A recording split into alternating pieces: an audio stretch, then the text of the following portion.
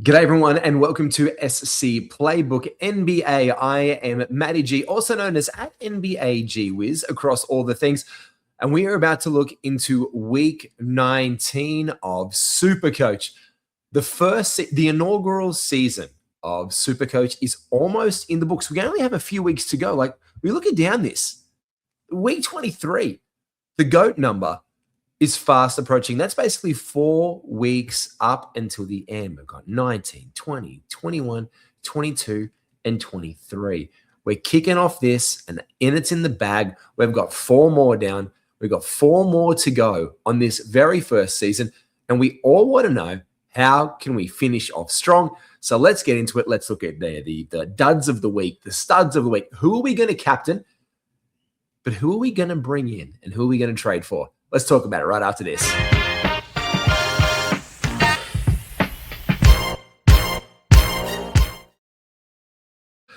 Look, when we talk about the schedule and how we want to bring in and who we don't want to bring in, it always comes down to generally like, oh, who's really, really hot? Like, who's been doing it really well? But it's also the strength of the schedule and how it goes. And so we all want to know where we're going with our trade. So we're going to focus on that to start off the episode this week, because it's all good and well to say how we went last week, and we'll touch on that one and look at the player form, but we kind of don't care about last form. I mean, I don't care about Kevin Porter Jr. anymore. He's dead to me. Emotionally, he is dead, because every single time I bring KPJ in, I'm having week 2 PTSD as being a Kevin Porter Jr. owner. Like, oh, let's bring him in. He's going to be great. Or was it first week? I can't remember when this guy shot me in the foot the first time. Talking about feet, it happened again. And he was out for the entire week. A tremendous, I believe, 13 Supercoach points. Tremendous.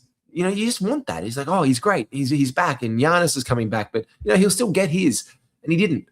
So who's going to get theirs this coming week?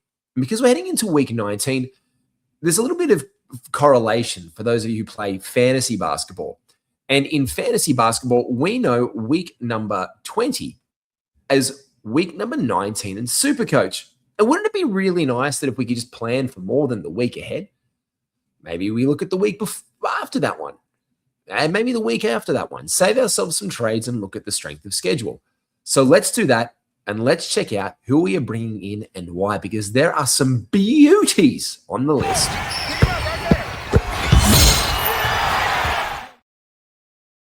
Here it is. This is the schedule for the next 3 weeks. And wait a second, before I just jump that on you, I want to say why this is important. Because I have organized this. I'm looking at this through the absolute strength of schedule from now for the next 3. Because across the NBA, the most games that any one team can play for not just week 19 in Supercoach, but week 20 in Supercoach and week 21 in Supercoach is 12. And there are some certain teams that bring that for us. And let's take a look at them right here. The Brooklyn Nets. Lord forbid, one of our tank-a-palooza for the current year is right there in the mix. Now, is it a stay away? The gut says yes. But now, I did say one of the big triggers that I pulled last week with Sumsky on the show was like, I don't think we have to stay away from tanking teams. In fact, although we can be risk averse, we can find gold. And I called out the Utah Jazz and Kyle Filipowski last week, and I was like right there. And Sumsky was like, I hadn't thought of that. Maybe he gets a shot. And sure enough, when we talk about studs of the week later, we'll talk about Filipowski to help wrap the show. But this is the thing. You can find gold. But the next thing we really want to pay attention to is the Denver Nuggets. So we've got them. We've got the Denver Nuggets in this mix. We've got a bunch of great teams, as you can see. We've got the Denver Nuggets on 12 games. Hello, Joker. The Golden State Warriors. Steph's still out. That was the only name. Moody's been out. Let's see if we can get some juice there. Los Angeles Clippers. Hello, Kawhi Leonard. It hasn't happened yet. They're in a play-in tournament team. They're getting some wins together. There might be someone else we want to talk about there as well. But then the Memphis Grizzlies are right on the heels. Straight after that, we've got 3 games for the Hawks and then 4 and 4. So people might be looking to bring Jalen Johnson back in right here. We've got the Pistons, a 4-3-4. Cade Cunningham just broke our hearts a little bit underwhelmed by Jalen Duren last week.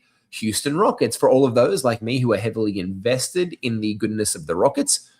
Do we maybe get Şengün gone? and free some cash out. He broke us last week a little bit.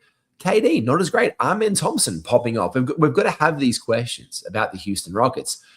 The Pacers are 4-3-4 there. Giannis, back in the mix. Is he a must-add? 4-3-4. You set and forget.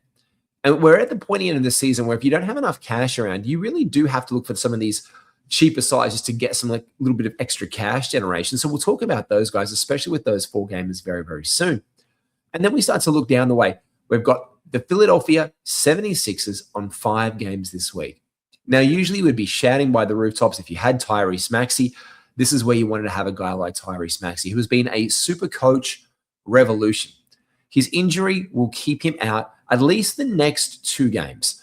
That doesn't mean, according to the reporting, that he's going to be back in game 3. It's, oh, yeah, but it's fine because, even if he's really good, they need him for a 3-game week. VJ Edgecoat. These are the fringe guys from the Philadelphia 76ers. Quentin Grimes is going to get a lot of burn to start the week off these guys. But are we going to bring them in for Supercoach? Not necessarily. Trailblazers, they've got 3-4-4. Sacramento Kings are 4-3-4. And then we go down to the 10 teams, which is like the Celtics, Charlotte Hornets, and the Chicago Bulls, which means for me, right now, with 2 weeks of 3 ahead and then a 4, I am finally having to sell, unfortunately, my Knipple stock. It has to go out the window. This is the week that you have to make your move on moving Con Knipple out of your side. If he's down there, he's been generating cash for you all season long. And that has been a welcomed asset in Supercoach. But now is the time where it is absolutely time to see him go. Now, Con Knipple, as of last week, Red Arrow unfortunately pointed down last week, dropped over about 100K. He is up 7.6 million on the season, 12.46 million. Now, that's a nice little chunk of change with 3 and 3 ahead going into 4. It's the time now because serviceably, the back of the schedule isn't that great either. So thank you very much, Con, for your service, but you will be leaving the Magical Johnsons very, very soon. So talking about those teams that we're talking about right here, let's start having a look when we said those like really bad, like tanky teams like the Brooklyn Nets of the world and the Memphis Grizzlies and how they go for schedule and they go for trades. And right here, it is Michael Porter Jr. Now, he is the big dog in the house here, but he's $13.7 million. And will he play the whole way through? And do you want to waste $13 million or almost 14 on a guy who only last week scored 63 super coach points? I don't think we do. Claxton, not getting the minutes, not a great run. The name here that shouts out for me is this bloke right here.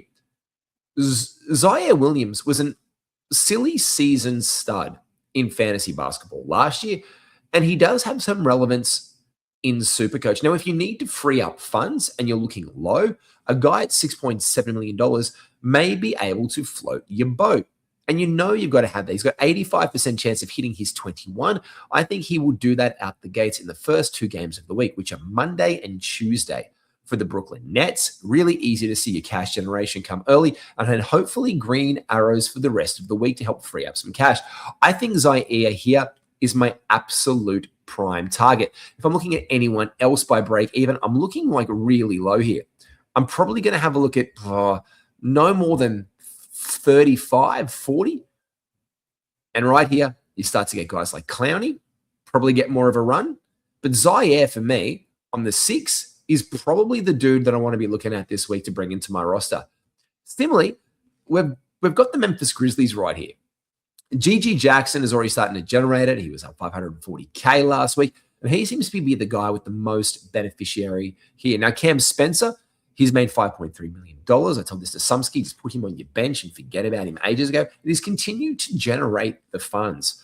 The guy that I'm kind of looking to a little bit right here would probably be for a couple of $1 million in the bank more.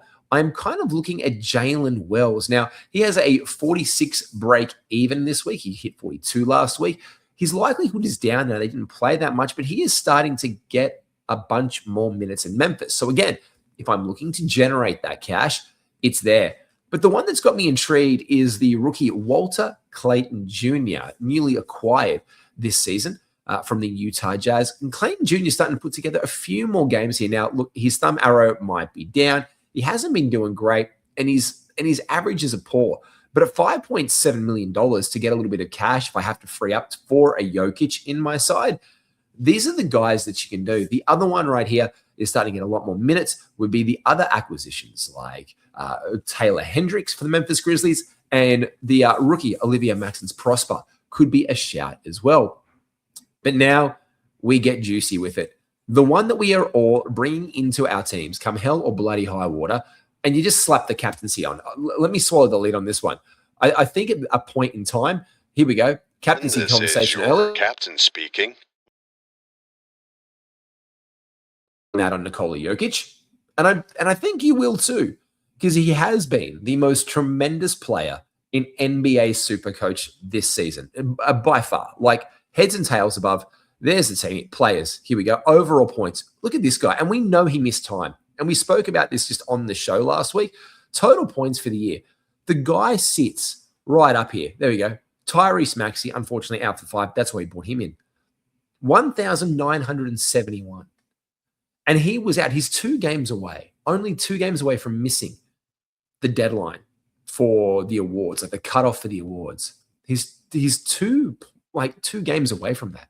And that shows you how tremendous he is, that he's almost 200 points ahead of Shea, which is like a whole week. And the bloke was out for like 5 weeks, 6 weeks. That's how goated this bloke is. So when we can, we captain Jokic. And it's like if it's a bad move at the end of the day, because we have seen him not get the top score. We have. It's generally unlikely. It doesn't happen often in a week that he plays in Supercoach. But the point of that one is that if we shrug our shoulders and be like, all right, fair enough. Like last week, I had the captaincy between Jokic and Wemby. And at the end of the day, it was 25 points. I mean, that's okay. You know, Luka didn't have a great start to the week. He got it back on track. LeBron's away. LeBron continues to play this week. He's got 3 games this week. And the other conversation can be had, like, do we trade Luka? Well, yeah, we can, but we're trading almost a $21 million player. And so the obviously shout, you'd be rolling that into a Jokic, into a Joker, you know, because that's where you get that back, because Joker has another game. And then you have a look down and you got to do the math on it. You're like, do I bring him in? Do I bring him out? He's got 3 this week. Then he's got 4 next week. Do you want to bring Luka back in? Of course you want to bring Luka back in, especially with LeBron James missing every other second game.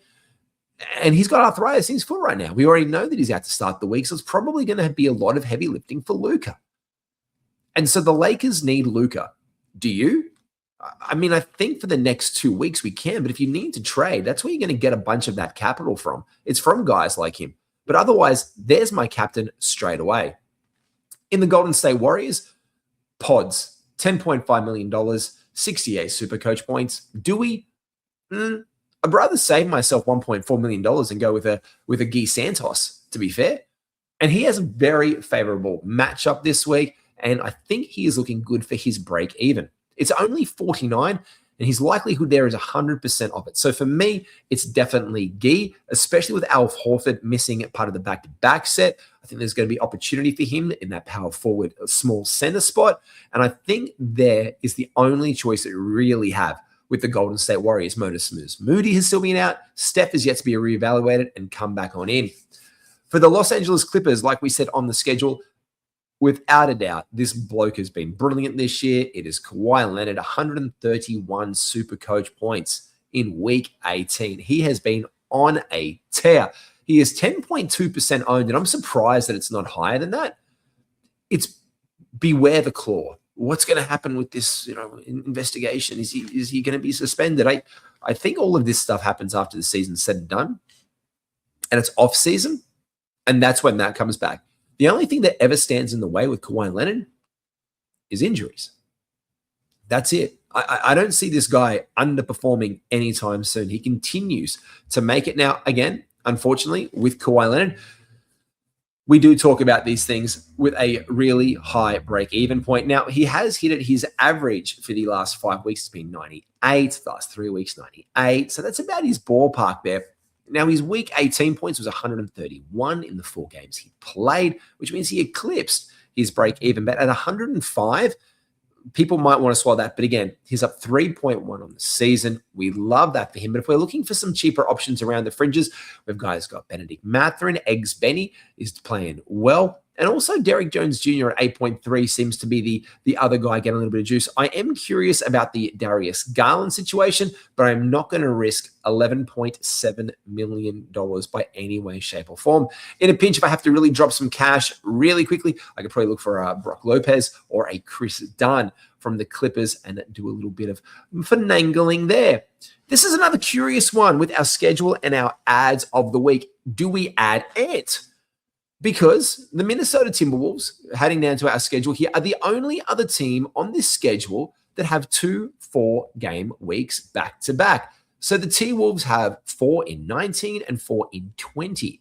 Then they go down to 2. So obviously, whoever we bring there, it's not a long-term fix, but we do a plug and play for 2 weeks. They have 10 games over the next 3 weeks. And that is really, really handy because we are about to roll out of guys maybe from the New York Knicks, like the Cats of the world, the OG Ananobis, the Brunsons, anyone you hold from the Clippers, and they're done because we're going to start tailing towards moving into guys like Shea in 2 weeks' time down the track after this one.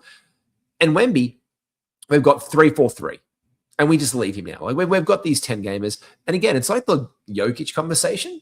Like we've got, in the same breath, if you can say that, oh, I've got Wemby, I'm not going to trade him because he's got 4 games the week after. Well, then the exact same conversation has to be had about Luka. Like it can't not be. But the guy that we're going to roll on is Nikola Jokic because he's got 12 games in 3 weeks. That's 2 more. And he is the most elite player on Supercoach. So then we look at that next tier of player under that. And Wemby's there, Luka's there, Shea's there, Jalen Johnson's there, and all these guys. You start to have a look at their schedule. And the next most favorable schedule out of any of those guys, it's the Atlanta Hawks. So, yeah, do we bring in him? Well, after this week, you might be looking to bring him back, Jalen Johnson, for week 20 and for week 21, potentially. But that's the kind of trades that we've got to start to be looking at there. But the Minnesota Timberwolves with 2 games of 4 on their hands right here. Up, that's the break even. Here we go. Back to it. Anthony Edwards at $16.8 million could be a shout. Now, they are playing really, really well of late. Dante DiVincenzo, for me, is a stay away. Jaden McDaniels continues to have flurries, and then he has outs. But for me, if you are looking for an absolute elite guard set, Anthony Edwards is probably the guy you want to be looking at right there. $16.8 million of the superstars in the NBA. He's kind of like the most palpable. Like if you talk about you like cost-wise and cost efficiencies, he's probably like one of your most cash-friendly superstars. The only other guys like around that zone are guys like, where are we go? Right here, cost-wise. G'day Donovan Mitchell, $16.2 million. And he's been phenomenal. Now, he was injured for 1 game last week. He only played 1 game last week, 37. Huge. This is Don Mitchell for the season, an absolutely phenomenal scorer. But on the year, even with ins and outs for both of them, and Edwards still comes out in front and has been on a really good 5 weeks here, almost averaging 100 Supercoach points, 95.3 in the last 3, last 5, 96.8. And we are about to go into a set of 4 games weeks for 2 weeks for Anthony Edwards. All that being said, we're talking about them quite frequently. Let's have a look a little bit about some of the studs of the week. He's heating up. Absolutely massive week for some of the Supercoach faves and darlings, including one Victor Wembanyama. He took out the top score of the week at 168 points. Luka in number 2, 143. Amen Thompson. Great week for him, 139. Now, he was also starting to be traded out the week before because people were unhappy with how he was going and the KD resurgence and Şengün being a bit of a Houston Rockets darling. But amen, the top rocket for the week, Kawhi Leonard at number 4. Happy to own all 4 of those guys. So I see that and I'm happy. Karl Anthony Towns was another one of the ones we were flirting with at the bar last week. Big Purr absolutely roared along. And much to my chagrin, the guys in chat know this because I took the screenshot and said, I think I'm going to undo it. I don't trust Paolo. Should have trusted Paolo because I bought in Kuminga. I had extra cash and I bought in Kuminga before the injury last week just to get me a bit of cash on the sideline and it kept KPJ in. And didn't he have an absolute cracking week? Paolo Banchero with 125 Supercoach points. You've got to love that one. Nikola Jokic, 121. And so we're like, wait a minute, we talk about it. Yeah, a bit of a down week for him last week, but still at 121 points, we like it. And losing a little bit of cash is okay if you don't own him. So I didn't own him last week on the 3-gamer. So I'm like, yeah, I'm not gonna have it. Like, he'll do really well, but I'm gonna try and get someone like Luka. And that's where I already had that move in head. And that's why I was really happy to keep it. And I was really happy to keep on with Victor Wembanyama the week afterwards. Bam Adebayo, Kelly Ware, and Tyler Hero. 3 of the next 4 players, all from the Miami Heat. They are resurgent right now, the Miami Heat. Now, they only have 3 games ahead. And if we look at their schedule coming down the way, we want to keep our eyes on these guys. So I do think they want to do it a little bit later on down the track. And they only roll into 4 games again in a couple of weeks. So let's keep our eyes open on how they are surging in the Western Conference, because in the Eastern Conference, because I do think that we can get a little bit of juice there from the Miami Heat on down the line. The one that I want to bring to your attention is this bloke here. It is Kyle Filipowski, up 690K. Again, the toot train. I caught it last week, and I'll be fair when I said it. I didn't think he was going to be this good. By no way, shape, or form did I think the middle finger, because I call it Philip Bird, did I think Kyle was going to be this good? Because we're on a first-name basis, obviously. But I didn't think Filipowski was going to be this good. So the big Filipowski absolutely nailed it. 118 Supercoach points last week, the 9th. He has gone up. He was just at $10 million. And I said to Sumsky, I think he looks really good. He is a guy, the most palatable guy you could put on the court, because they have no one else to play those roles in the Utah Jazz. They're actively tanking. He's a second-year player. They're going to give him plenty of run, and this is the kind of thing that he can do. And again, if we missed that boat last week, we're absolutely fine, because the Utah Jazz have 4 this week, so it's a fair bring in. It's 3, and then it's 4 again. It's 11 games over the next 3 weeks, and I think it is absolutely palpable to bring him in right now at this price. And I think you can bring him in with a little bit of view of some cash generation as well. Because if we have a look at his weeks to come, he goes down to 27, but then he starts to go up to 59 and then to 75. Now, I think he can do that over these next 3 weeks. This one, we're flirting with disaster on the 3-gamer. Back up on the 4-gamer, I think we could redeem it there. But this is the week. Last week, he took it out of the park with that. I think we can do it again, and I think it stays steady. The only thing you want to watch is Larry Marketing. We know he is out the next 2 weeks, which is 2 weeks there. But if you want some cash generation on the side and you've got this, I think he will bring it to you in absolute bucket loads. And for me, those are the absolute biggest studs of the week. I think if we're doing the studs of the week, obviously, it's fair to have a look at the duds of the week.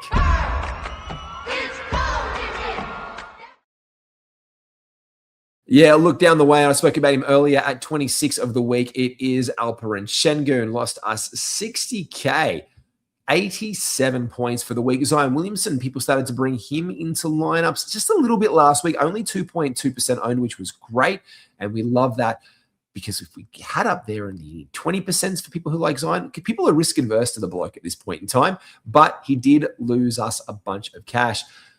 Do we call it a disaster for having Giannis in the team? And let's talk about Giannis Antetokounmpo. He is an absolute stud muffin, but he is $19.8 million. Now, we are only one slight injury away, and the Milwaukee Bucks pulling the pin. Now, they're a playing team in the Eastern Conference, and this week they only have 4 games. Now, he is predicted this week at 148. That is huge. Next week on their schedule, like we said, down to 92, he has a 36% chance of doing this. Do we bring him in? No Kevin Porter Jr., for what we know. He has the first game on Wednesday. They have 4 games this week. Does Giannis rest? These are really real questions for him. I'm not sure. Now, I'm not going to say it's a dud of the week, but I'm saying it is an absolute big stay away. Other guys we want to be having a look at for the week that were a little bit dud: Jalen Brunson and Josh Hart, both New York Knicks, underperforming against their bank of the week. Also start to look like guys around, unfortunately, like RJ Barrett. He was absolutely on fire last week. We love that. But LaMelo Ball, people have been bringing him into squads lately, very lightly last week because the Hornets have been resurgent, underperforming last week and not meeting his break even anyway. So only 40K off, but that just goes with the hype that has been recently. The Charlotte Hornets, the only one that we could have been adding and holding on there was Knipple.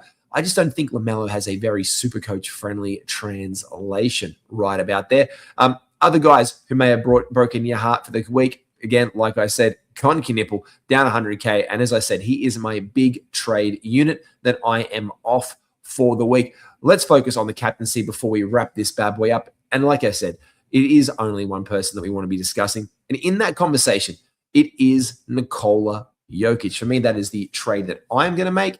I'm going to make Knipple out of my side. Look, I'll have a look at it here, and I'll do it live with where I was last week.